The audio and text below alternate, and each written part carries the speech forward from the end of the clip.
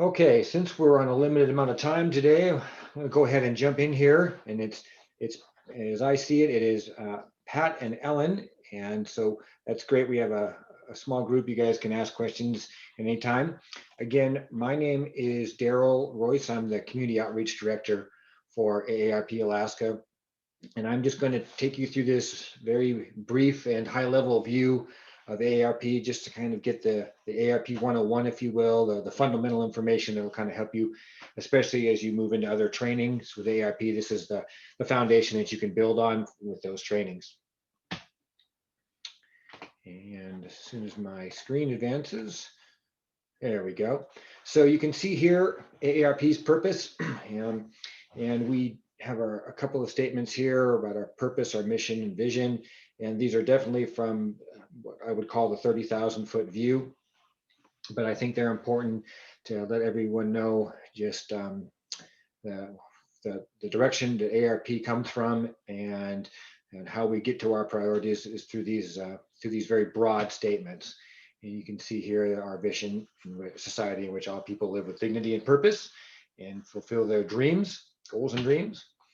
And the thing that I do want to focus on for just a couple of minutes here is the founding story of AARP.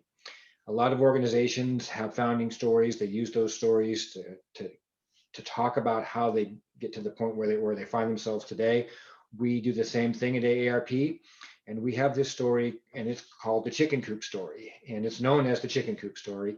And it actually is a story that started with the founder of AARP, who's a woman by the name of Dr. Ethel Percy Andrus, who was asked to go check on a colleague. And she knocked on a door of a home, expecting to find the colleague in the home, was asked to go around the back of the home and found the colleague living in a chicken coop because this colleague didn't have the means to live anywhere else.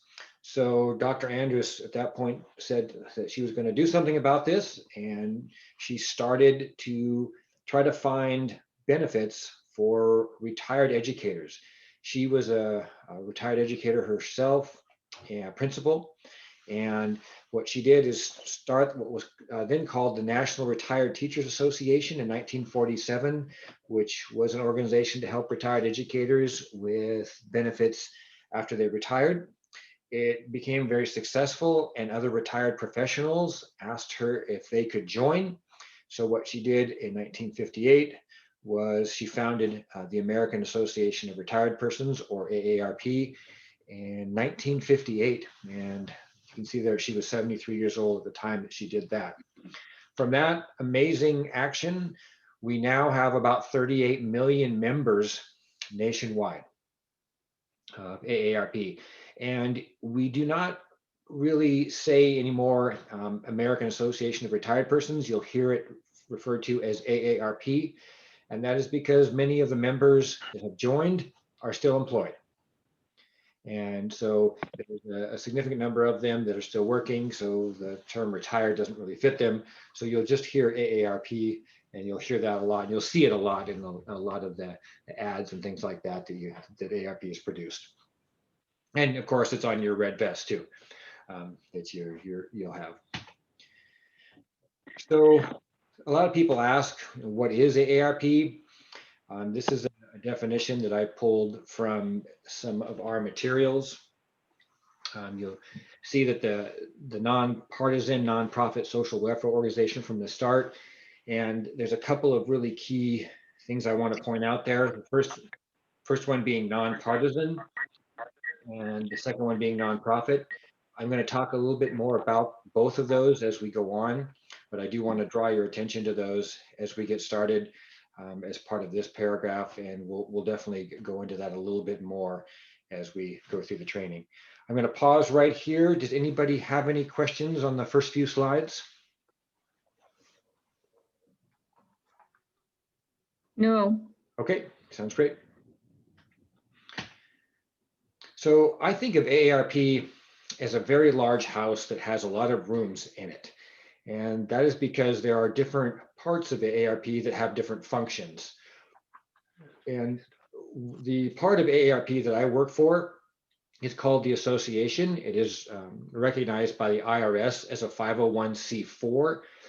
so that we can do lobbying. And I know that the volunteers on this call today will soon be attending very soon here in the next hour, the advocacy training. And that is something that we do on a regular basis out of state offices. It's one of the key functions of state offices is the advocacy component. AARP also has a foundation, which is a 501c3. If any of you have heard of the Tax Aide program, for example, the Tax Aide program is run out of the foundation.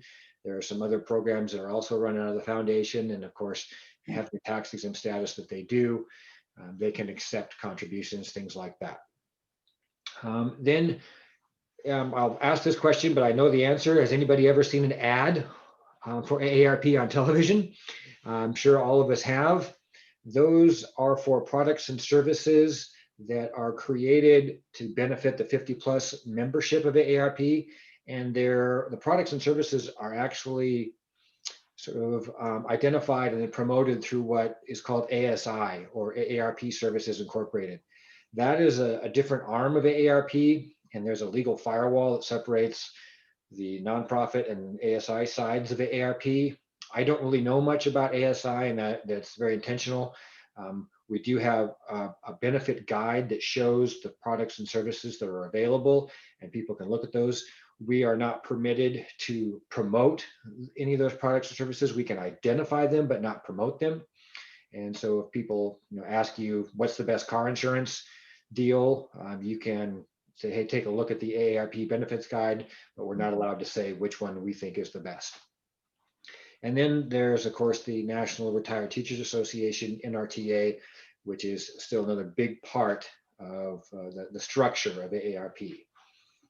All right, I want to pause here for just a second. And any questions on the structure of AARP? Okay, and if you guys have any as we go through, let me know. But as you volunteer for AARP right now through the state office, you would be volunteering for the 501c4 or the association. If let's say you were to volunteer for Tax Aide, excuse me, at some point, you would be volunteering for the 501c3 because they're run out of different parts of AARP.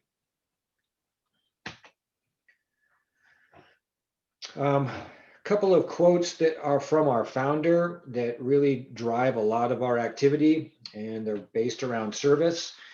You can see that to serve and not to be served, and that definitely that saying that slogan has definitely found its way into everything that we do at AARP, and we are very volunteer driven. There are tens and tens and tens of thousands of volunteers at AARP, many more volunteers than there are staff members. So service has been a huge component of the work that we do, and it will continue to be that way into the future. So this is the video that I'd like to show you. It can be a little bit unsteady. Hopefully it'll be all right for you to view. And I'm going to turn this on and you can watch this. It's a little bit about what a day in the life of volunteering is for AARP.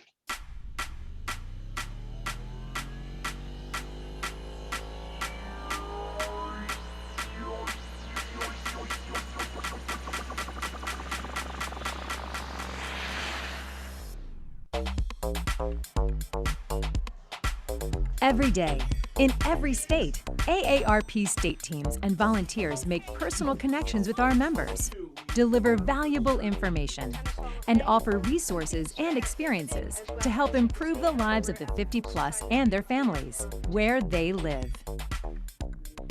State teams do it all, from planning and executing events for our members to navigating dozens of systems and processes, and the hard work it takes to get it all done. At community events and state capitals, by building influence through community partnerships and relationships with elected officials, AARP state teams deliver impact, relevance, and gather insights to drive our work into the future. So don't mess with AARP. All with one goal: helping people. What the CARE Act has meant for me is that other families won't have to experience what our family did. State teams recruit, train, and foster partnerships with volunteers to expand AARP's reach in communities nationwide. Without my volunteer leader, I would be just lost. best part about volunteering is the gratitude people offer you. They deliver real results on national priorities by making communities better places to live, improving the lives of caregivers, fighting fraud, and fighting for financial security for all. People's lives will definitely be changed for the better, and many people at that. State teams collaborate with nearly every part of the association, from the AARP Foundation and AARP Driver Safety to research, brand, the Public Policy Institute, and AARP events, making AARP's mission come alive for our members throughout the country. Adding value to AARP membership and making lives better through unique, local experiences. Day after day, AARP state teams turn real possibilities into realities.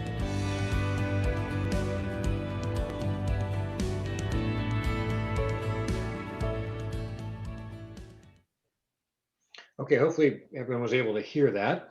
And you may have noticed there were a couple other programs that that video called out, things like PPI, and PPI stands for the Public Policy Institute. It's a research arm inside of AARP. So when we want to, say, conduct a survey, we can go through PPI or the Public Policy Institute and create a survey that would then go out in the field and ask members or another demographic how they feel, and then use those responses to drive some of the content that AARP has. But there's some good examples in that video of just work that's done by Tax Aide or the Driver Safety Program, which is another very popular program at AARP, and I'll talk about that here in just a second. Just want to let you know that there are additional resources specifically for volunteers. There is a volunteer orientation handbook. I can email this to you if you are interested as a PDF, and I'll have my contact information at the end, but you can always email me at droyce, that's DROYCE @aarp.org, and I can send you this if anyone is interested in getting the handbook. It's a nice additional source of information for people to learn a little bit more about volunteering, goes into a little more detail than what we'll do here today. But just if you'd like a copy of it, feel free to send me an email and I will send a copy your way. Okay, one of the things, and I think this probably impacts everyone on this call today more than usual, is the nonpartisan stance of AARP. And I think you all are probably headed for the advocacy training here shortly, and this will also receive some more focus on that training. But you can see on this list the things that we do and we do not do. And there has been some information out there, and we always try to keep that as clear as possible as we can, because we want to make sure everybody knows AARP does not endorse candidates. We do not endorse elected officials or parties. We don't give money to candidates or elected officials or parties, and we don't have a PAC or donate to a PAC. We do work on issues that matter to the 50+. We do work across political and partisan lines. We inform candidates. We actually have held many candidate forums. We've held them locally down to say the level of like borough assembly and races. And of course, we've had candidate forums all the way up to statewide races for governor, US House and US Senate. But this is a really critical part of AARP. Our nonpartisan stance is something that helps AARP a lot. And it's something that we want to make sure the volunteers know and understand, that when you sort of put on the AARP vest or hat or whatever it is at that point, if you're there, of course, representing AARP, and we do not have a partisan position when we're in that role. So I want to pause here. Does anybody have any questions on this slide?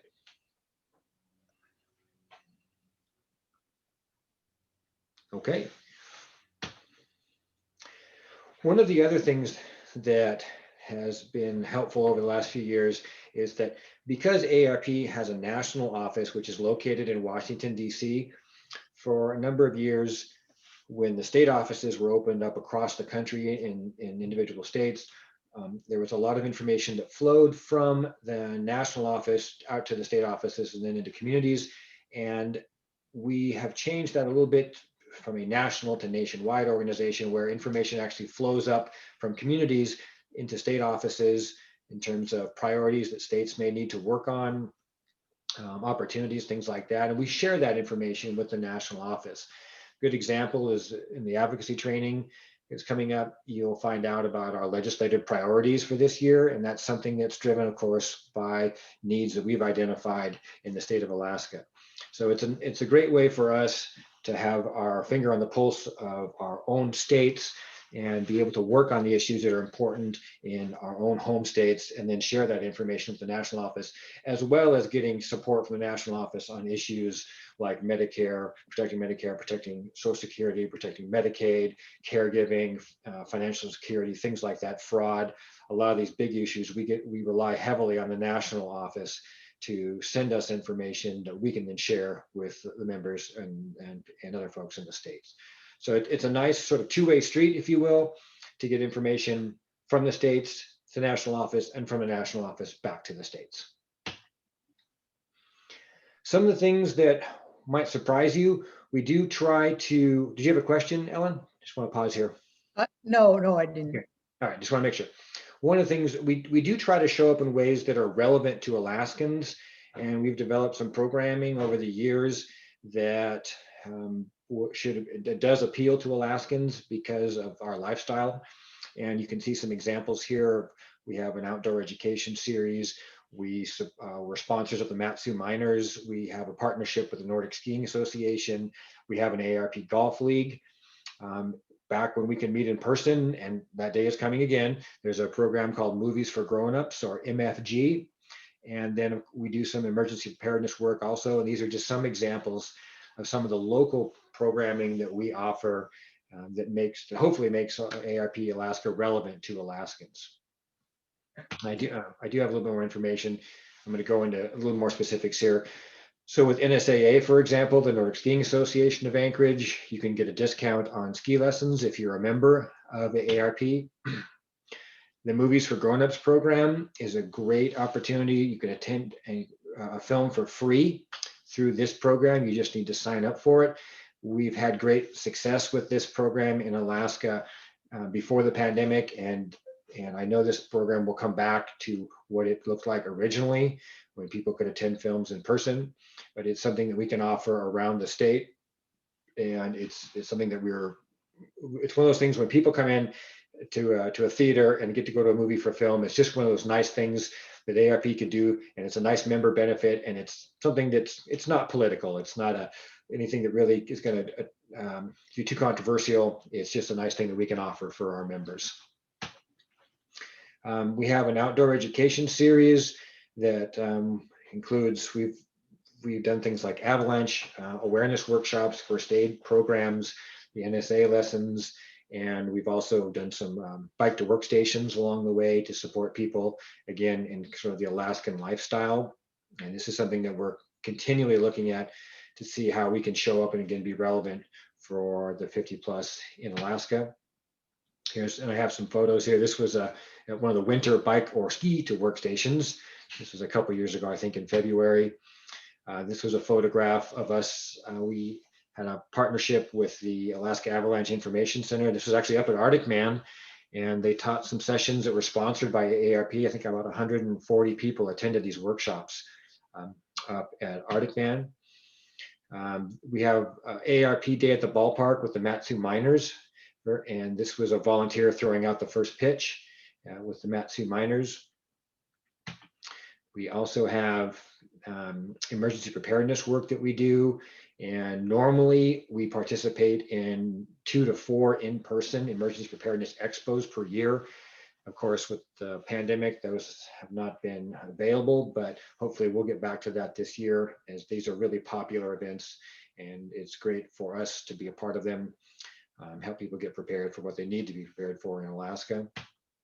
We have an AARP Golf League that is in Anchorage, and again, in a non-pandemic year, once a week on Tuesday mornings, they would go out and meet, and it's not just a golf league, it's also a food drive. And we encourage people to participate and bring some non-perishable food to participate in the golf league. Now, these next programs, I'm going to pause just for a second before we jump into these. Any questions on anything you've seen so far?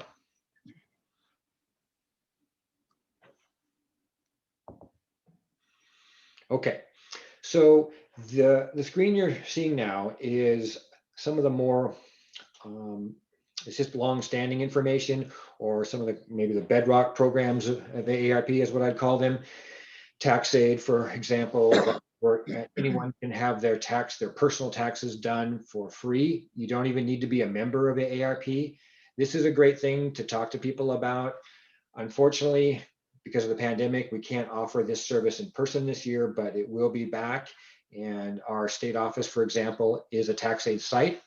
There are multiple sites around the state, and normally Tax Aide would be up and running now across the state, and people could come in and have their taxes done for free. I think in a normal year, the program statewide does it between 5,000 and 6,000 tax returns and saves about $1 million in tax preparer fees.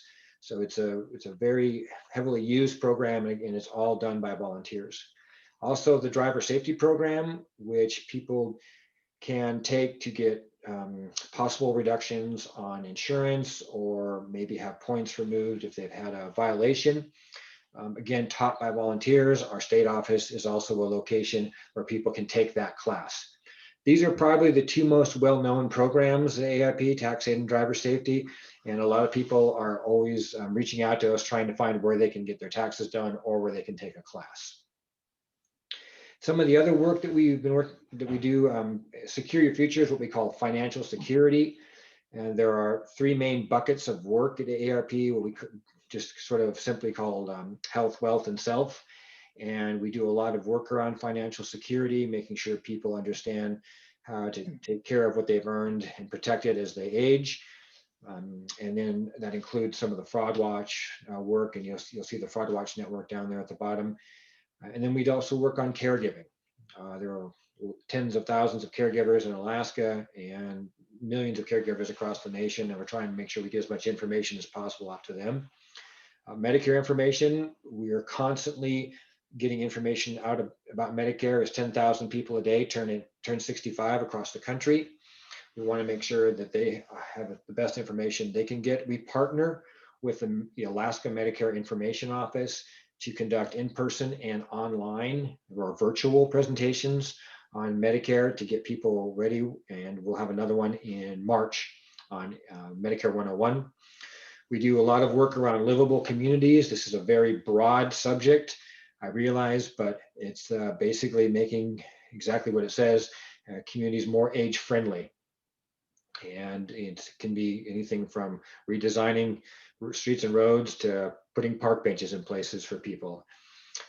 And then the Fraud Watch Network, we know that the AARP membership is highly targeted by fraudsters and scammers. And so we also know that our survey information has told us that this is one of the areas that members really want to know more about. And we try to provide as much information as we can about this. We have a monthly program, a monthly fraud watchdog team presentation, where we talk about a variety of subjects. On February 18th, we'll be talking about romance scams. And then in March, we'll be talking about COVID scams. So this is something that's, we're always trying to get the most recent information that we have out to folks about the scams. The Fraud Watch Network also has a phone number people can call and use. They can report scams. They can sign up for a Fraud Watch update to find out where scams are happening. And there's a Fraud Watch tracker that people can see and where scams are popping up across the country. Okay, that's a lot of information about those programs. Any questions on any of those? Okay. So here's a little bit more in detail about the driver safety program and NRTA, the Tax Aide program. The one thing I do want to call out on this side is the AARP chapter. And chapters are independent organizations that are part of AARP. They're actually members of AARP who have created these local organizations to either do service or work or social functions. We have a few chapters around the state. They usually meet monthly, and again, when we don't have a pandemic going on, and offer different programming to their members. And chapters are something that sort of, they do exist outside of the ARP state office, but we do support them. Their board meets, for example, meets at our state office. You'll hear people say sometimes they confuse the state office with the chapter, but they are two very different entities. The chapter is organized by itself, whereas the state office is organized as part of AARP and has paid staff, whereas the chapter are volunteers. And then you'll see a little bit more about NRTA, the Tax Aide program, and the Fraud Watch Network there. We have what's called a volunteer portal, and when you sign up to be a volunteer for AARP, there is this tool, this online tool that's made available for you, and you can go in and use it to however, to the level that you want to, basically. And you can chat with other volunteers.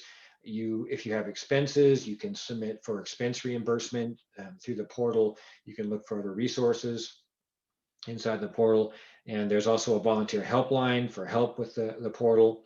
So it's a tool, again, that's available for volunteers if you're interested in signing up. ARP does encourage volunteers to sign up for it and be able to access it, because there's a lot of information in there about volunteering and things like DIY or do-it-yourself kits, things like that that you can access. So just want to let you know that the portal does exist and is out there for volunteers, and it's a great tool to make use of. We also do, in a normal year, a lot of local events, in-person events. And by local, we can be in a number of communities. We have had events from Ketchikan, Nukiagvik, and out to Bethel and Dillingham and Kotzebue and Petersburg, Wrangell, Fairbanks, the Matsu Borough. So we try to take as much content as we can and get it out and show up where Alaskans are. We show up at events like the Alaska Federation of Natives Convention. You'll see us there. We'll try to show up at health fairs and things like that. Normally the fly-in would be, the legislative fly-in would be an in-person event. We'd be in Juneau either this week or next week. And this was an example of one of the events that we did a couple of years back.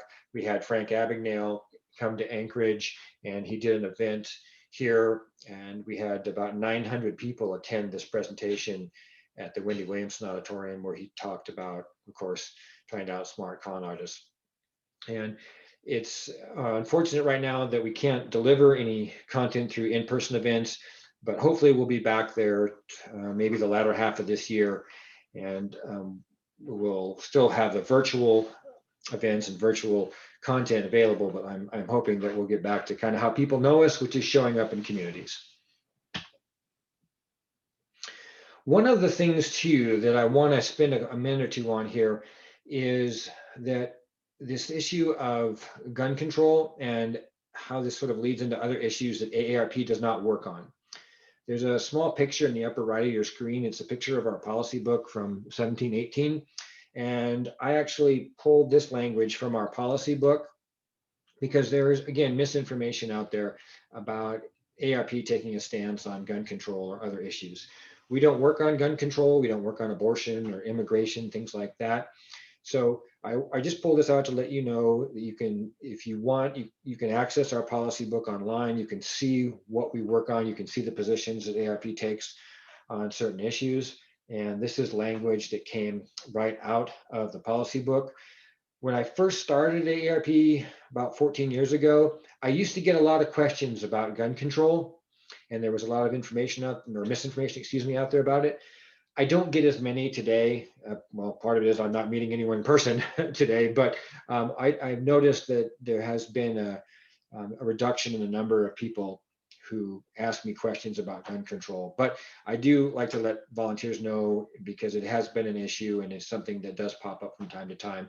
And it does also give us an opportunity to talk about the issues that we just don't work on across the association. I'm going to pause here for just a second. Anybody have any questions on any of that?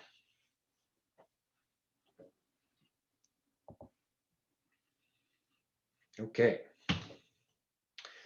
So there is a contact number for AARP that we use, and anyone can use it. AARP has a contact center, and you can call it and that's the number right there. And you can sign up for programs. You can be directed to other parts of the AARP to get help and information. We use this number a lot when we're in our state office. Of course, we're all working remotely now, but we do have people that come to our state office and say, for example, we can't take money. If people want to sign up to be a member of AARP, that's not something volunteers can do. It's not something the state office staff can do, but we can call this number, which goes to our contact center, and people can sign up over the phone to become a member.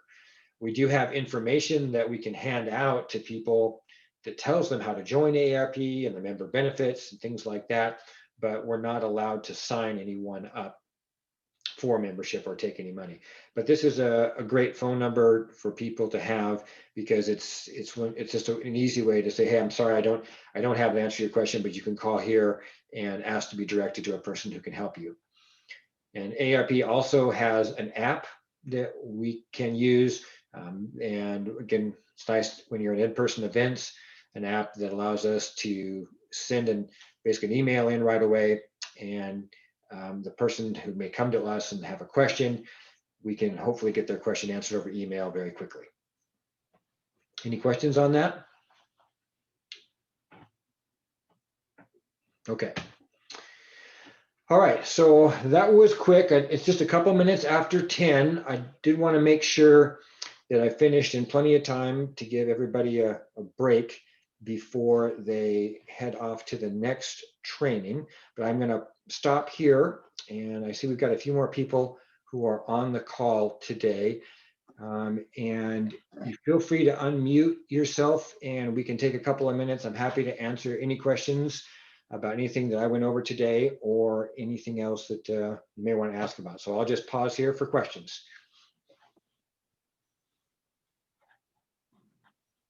I have a question. Sure. Does Fairbanks have a chapter? They do. Yes, they do. And the chapter president in Fairbanks is a woman by the name of Ida Rhines. Thank you. Sure.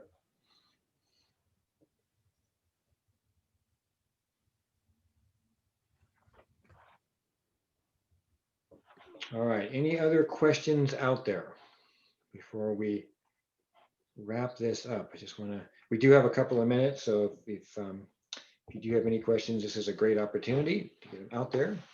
And again, this is just a high level look into AARP. I'm curious how many of you are headed off to the advocacy training here in just about 25 minutes, and you'll get a deeper dive into more of the work that AARP is looking at, especially the issue priorities that we have for our legislative work this year. But if you have any questions, any high-level questions, anything you've heard about AARP, this is a great chance to ask.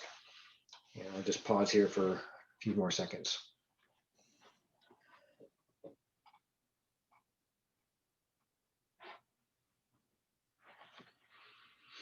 Okay, well, with that, I want to thank everybody for joining me for this very brief and high-level view of AARP. Hopefully, you got a little bit of information that can help you. Again, I'm going to go back to this slide if I can here just a second for the, see if I can grab it, for the resource guide to AARP for volunteerism. Well, let's see if I can get it. Let's see here. There it is. So this is a volunteer handbook that's available. Again, if you'd like to have a copy of this, you can always reach out to me. My email address is droyce, that's DROYCE at aarp.org. Again, that's DROYCE at aarp.org. You can also call me. My phone number is 907-250-3945. That's 907-250-3945. And all of us, just so you know, all of the state office staff, of which there are 5 of us, we are all working remotely. And so no one is at the state office now, but you can still contact us through email and over the phone if you'd like. So with that, I'm going to go ahead and wrap things up today. If you give So one more opportunity here for questions. Anybody have any last minute questions before we call it a morning on this event? Yeah, Okay. can I get an email copy of that? I'm sorry? Could I get a copy of that email? Yeah, of the volunteer research, the handbook? Yes, sir.